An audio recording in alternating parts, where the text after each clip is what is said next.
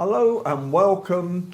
My name is Ian Pelham Turner. And I'm Helena Shard. And this is the Royally Rich Lifestyle Show. So let's roll the credits and get on with the show.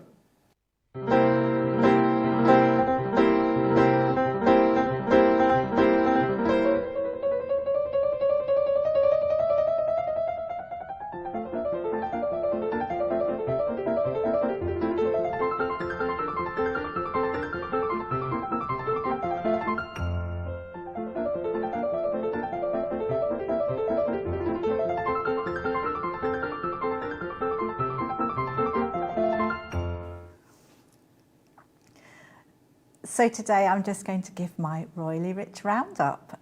We've had some fun and games with our royal family, and I think King Charles is proving to be a fabulous king. And we saw him giving a really, really top speech at Mansion House, that's in the City of London. And it's something which has been around since the 17th century. It's welcoming any new monarch, and he gave such a speech of substance. It was a speech where the king was rallying Britain in, and it was thoughtful, interesting, and he was talking about how it was a year of reflection, talking about how everything is, and really the overall thing was for everyone to be kind, and how we're a community of communities, and just to remember really how we get on rather than conflict. So it was really lovely, and obviously Queen Camilla was there by his side. And she always, calms him, and she just looked so glamorous. For me, she was wearing a beautiful, beautiful dress, and it's a Bruce Oldfield dress, and she had a beautiful diamond necklace and bracelet, which was given to her from the South African community. But the most exciting thing was the Girls of Great Britain and Ireland tiara that she was wearing. And this is something very, very special. It was the late Queen II's most favourite tiara.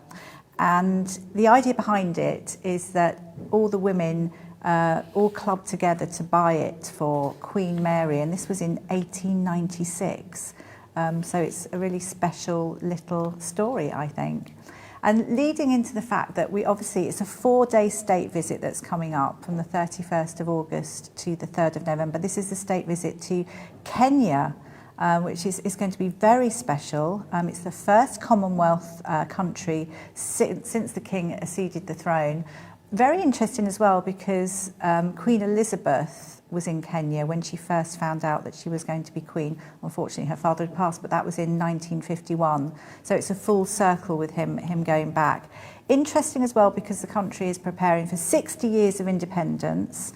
And it's to really celebrate our warm friendship. And there has been problems in the past, and we had the Mau Mau uprising, but it's to look to the future, obviously reflect on the past, but look to the future. And ahead of the state visits, we've had lots of community events at Buckingham Palace. There were Kenyan people that turned up and were celebrating, which was good fun. And also a business event as well, which was the Prince's Trust International African Advisory Board, which was 6 countries. And really they were talking about the fact that we have to try and find a way to have young people getting into work in Africa, because there's a huge unemployment rate. But it's been very successful. We're very excited, and I do wish that they could go and stay in Treetops, which is a place that Queen Elizabeth stayed in 1951. I don't know if you remember, Ian. I don't. Well, no, that's no, you weren't around. I was born. Oh, you weren't quite there, but yeah, it's quite famous, Treetops, but it's no longer. Yes. No, absolutely. And it's what I think inspired people like Harry as well to get involved with Africa. And obviously, William, I think, in his gap year, I think, did some work in Africa as well. So carrying logs around, at one time. So I think, yes, I think Africa right now is certainly on the ascendancy again. And obviously, I think Britain needs to be looking towards Africa as well. And what will be happening in Africa over many, many years, I think this is where a lot of British business is really focusing towards. Lots of riches, isn't there, in Africa? Absolutely. Moving on to a fun one. So King Charles' royal homes facing major upheaval. And that's to do with, obviously, on the 29th of October, so in a few days' time, the clocks go back. And the late Queen Elizabeth II loved everything about clocks. And King Charles inherited all those clocks. There was something like over 1,000. King Charles loves everything about clocks, the tick, the smell, the look. And if you can imagine, putting them all back takes a fair amount of time. And I think it's a mammoth undertaking, something like 40 hours, I think they say. So it's the Royal Horological Conservator that actually will go around and do it. It won't be King Charles and Queen Camilla, because they will be getting themselves ready to go to Kenya. But I just thought that was quite a nice little one. Absolutely. And finally, it's a spooky season, and I just think it's really good fun that the Wales's children will be definitely celebrating Halloween. And they've been seen out, I think, buying, I think it was last year actually, buying costumes for the children. Catherine, she has basically got the spirit from her mother, who really celebrates Halloween. So the children really look forward to it. It's a real autumn highlight. And I know that Tamara Eccleston, I think, remembers them knocking on the door at Kensington last year. So they really do sort of go around with their outfits on and have a good time. And just quickly, I want to say that there's always a talk about William and Kate, the Waleses, oh, they're not doing enough work, they're not this, they're not that. And I would just like to say, you know, they have got their children, and people forget about that. And they're not at the zenith of their role, unlike some of the other royals who work all the time, the Duke and Duchess of Edinburgh, etc. So there will be time in due course where they will be working all the time. So I just wanted to say that, because it's quite an important thing, because it's a lot of chit-chat that's been happening. So Ian, well, there we go. So we you know, it's fascinating what's going on, and obviously, you know, with Halloween and everything as well, what they're dressing up to be, and I think it's Kate's mother who's instigated all this as well. You know, they now have over a £50 million turnover business on fancy dress, if I remember rightly, that they started. So I think they've sold that business. But, have they sold that business? Yeah, they've sold the business, but there's still a great interest in it. It's still a great interest as well. But then I think we move on now to some of the other things that are happening at the moment. And Natalie Imbruglia, who I actually worked with at one time, a very famous singer who came out, I think, of Neighbours in Australia, and came over to Britain. She started singing in Neighbours. She came over to Britain, and guess what? She bought this beautiful house close to Windsor, and it's now up for sale. This house, it's up for sale for £2.9 million. Now, wouldn't you like a house like this? Wow, it sounds lovely. It's called White Lily's Island, which is in fact the name of her second album. Yep. And it's got Moroccan Spanish style, and it's beautiful. So many bedrooms, bathrooms, swimming pool, and it's huge Spanish influence. And it's got an indoor swimming pool. It's got gold ceilings and wooden floors. I mean, you know, how the Australians live when they come over here. No wonder Australians want to come and invest in this country, because they get the culture as well at the same time. But it'll be very interesting to find out what she's doing with that. And we are moving on from that to, I was starting to look at Christmas is already approaching us, would you believe? And so one of the things that we thought we'd look at the moment is the Dorchester collection, the Spa collection. And this is quite an interesting thing. You can become a member of the Dorchester Club, the Dorchester Collection Spa. And it's only £350 a month, £3,500 a year. But to a billionaire or a millionaire or a lady of substance, what's that when she wants to pamper herself? Exactly, but just remember, it's an exclusive experience. You've got luxurious treatments, and it's soothing, it's therapeutic, it's calm. So it's all those wonderful things that you feel if you go there. I get it. I mean, I think we all like some pampering, but at £350 a time, I think it's a bit steep. But there we go. That's the Dorchester for you. And it's got apparently a whole range of hydrated molecules, whatever that is, I'm told, and they finish off with a red LED. Well, goodness knows what that does either. These are certain therapies that you can have. You don't have to have them. You can actually just go and use the soothing space. You don't have to have all the treatments. But if you want to have a hydrating mask or the light therapy, that's there for the taking. Well, there you go. There you go.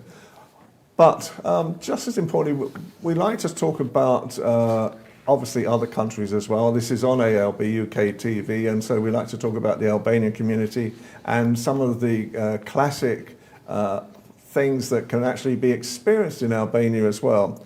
And one I came across this week was Hotel Colombo in Berat, Albania.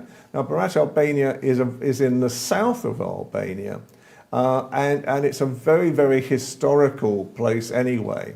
It's known as the window upon the window, so I've been told by our colleagues on ALB UK TV. But it's a luxury hotel, and it comprises of ambience of, on 4 floors, 118 rooms. And it offers all sorts of opportunities, but apparently the historic value of Berat is very, very knowingly for Albanians, and they want to actually promote this across the world at the same time. So it offers stunning views of the castle in the area, the Osumi River, the Mount Partizani, Mount Tomaro, and the Magnomenia Quarter. I probably haven't pronounced that correctly, and no doubt I will get batted over the head by the Albanians with my pronunciation. But there is a short video that they've done as well that I thought would just sort of show and highlight what's going on at the moment. And my goodness me, so the Albanians really know how to party, but they also know how to give great service. And again, Albania is one of those countries that is now really coming up. Their tourism is really attracting so many more visitors, so I'm pleased about that. And finally, on a news section, I looked at what is being bought by billionaires and millionaires for their spouses this Christmas, or perhaps for themselves as well. So a couple of items that have just come up at the moment is one that was sold by Christie's the other day. Now, Christie's sold a single malt Dalmore whiskey, 62 years old, and this was sold at Christie's. How much for, do you guess? How much would you think you would pay for a bottle of whiskey? I think I know, but it's a fortune. Not only a fortune, it's £114,000 someone paid for a 64-year-old malt. And that obviously in some way is someone's Christmas present, probably to themselves, I would think. But then I looked at the next one, and perhaps you can describe this a bit more, Helena. This is the Pink Star Diamond that obviously some billionaire bought for his spouse, I presume. And this was at Sotheby's, 59.6 carats. So how would you like something like that? Oh, I wouldn't say no. I think it's lovely. I think they're very rare, these diamonds, aren't they? And you get different shades of pink. But it's 57 million, I think. 57 million. So obviously someone is going to have a very expensive Christmas present this year, and also I would think ringed by security guards wherever she goes anywhere in the world wearing that ring. I really fancy the next on the list, which is the De Hong Pao, the tea leaves from the Royal China Club. Yes. That sounds really interesting. Absolutely. In Baker Street in London, there's this place, the Royal China Club, and guess what? They have got the most expensive tea leaves in the world. Now, I know we're known for drinking our tea, and we love tea as well, but at £1,000 an ounce for tea leaves, I must admit, I would hope to see the future in the tea leaves as well afterwards, looking at the bottom of the tea leaves, because my goodness me, £1,000 an ounce. It's got to be for something good. It's known as Big Red Robe, and it's delicious. it's like orchid flavour, and you have this like lasting sweet aftertaste. Well, I have to be honest with you. I still like my Yorkshire tea in the morning, so my pint of tea in the morning. But finally, this is the one that tickled your fancy as well. And you know about this man, Levan Rooms. I mean, he's such an entrepreneurial spirit, and it comes from the fact that his mum worked really hard, brought him up. She had something like 3 jobs, worked really hard. He had earned so much money just from a very young age. I think by the time he was 19, he'd paid off his mum's house. But he came up with this concept, there's a lot more to him, which was products coated in 24-karat gold. So these can be any products. But he's done the bicycle. But he's done this bicycle, which is one of them, which is £250,000, I think. But I just think it's such a good idea because, I mean, I won't tell you all the things he's done. He has like lots of very, very fun things too. But you know, for the person that has got everything, listen, how fun is that? I can just imagine a £250,000 bike being cycled through the streets of London. You know, they'll have every gangster under the sun trying to get hold of it. I think the idea is to enhance the value of everyday items. So, I mean, congratulations to Levan Rooms. I mean, honestly, I think we need to have a chat. Absolutely. So finally, it's the launch of the Poppy Day again this year for the British Legion. And we're just going to show you a short video. They've never met you. They don't know where you live, where you work, who you share your life with. They don't know what you watch on TV, how many pets you have, what you do at the weekend, what team you support.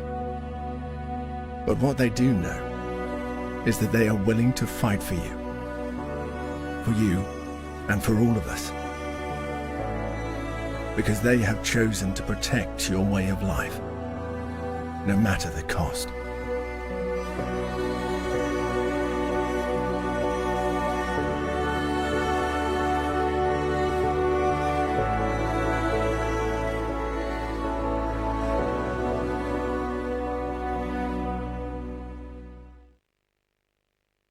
British Legion's Poppy Appeal starts today, so everyone must run off and get their new green poppies, which are actually made of offcuts of cups, believe it or not. Absolutely. And now we're welcoming our great guest for this afternoon, Ben Chai.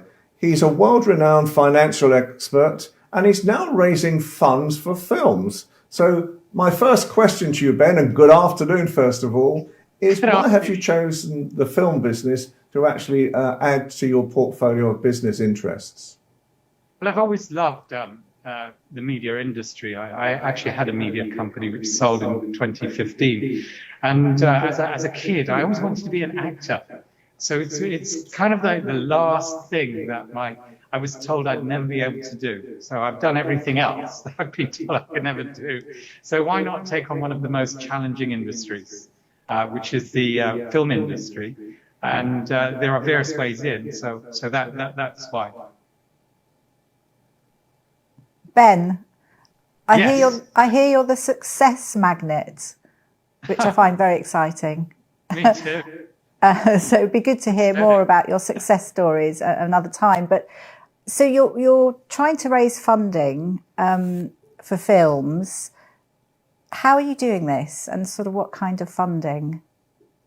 I'm trying to. I don't know about trying to. I am. I would say I am. One of the films has already been 92% made, and they ran out of about a 300K, about 1.5 million budget because of an investor pulled out because of the current war going on. Another is 8 million for an animation series about fish. And the comic is already in the stores in the UK.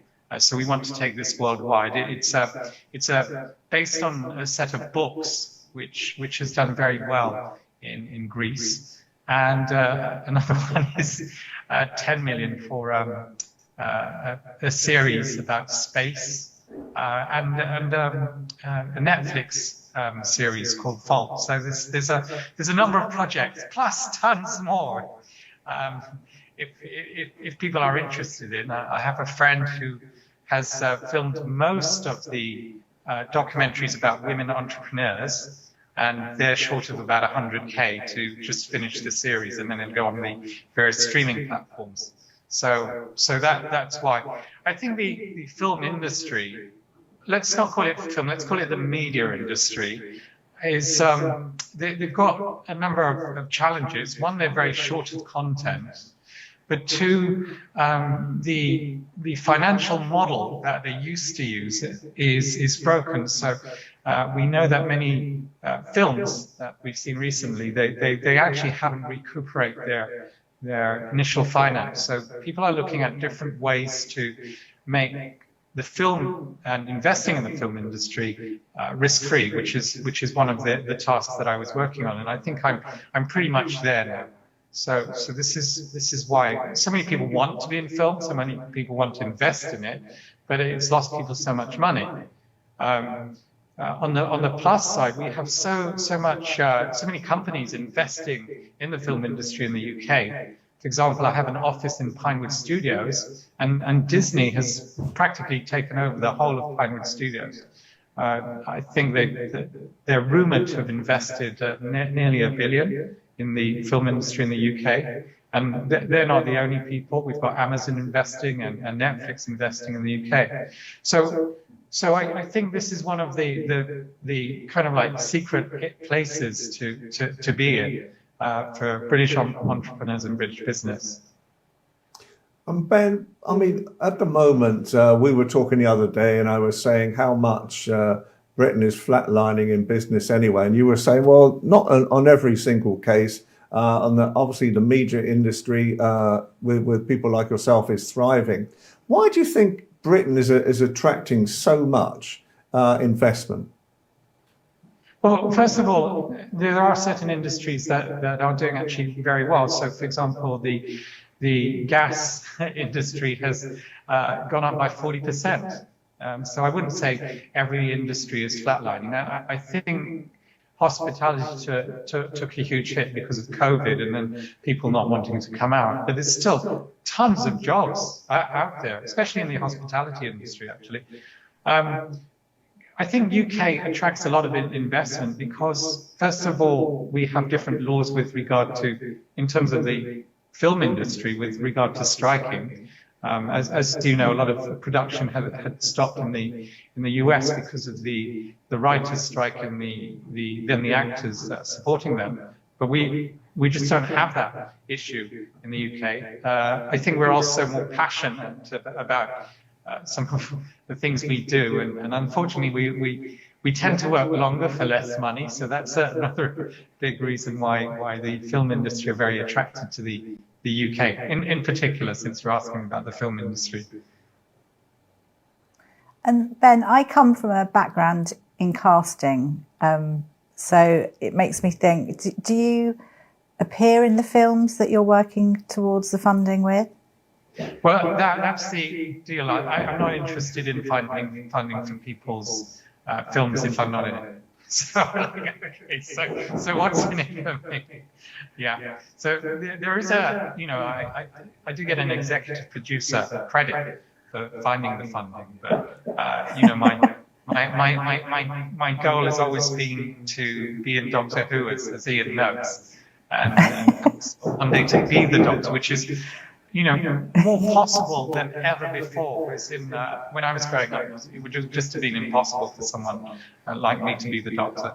But anyway, that's my general goal. Now it's out there. I love that. So you're actually looking for leading roles in all the films? Well, why not?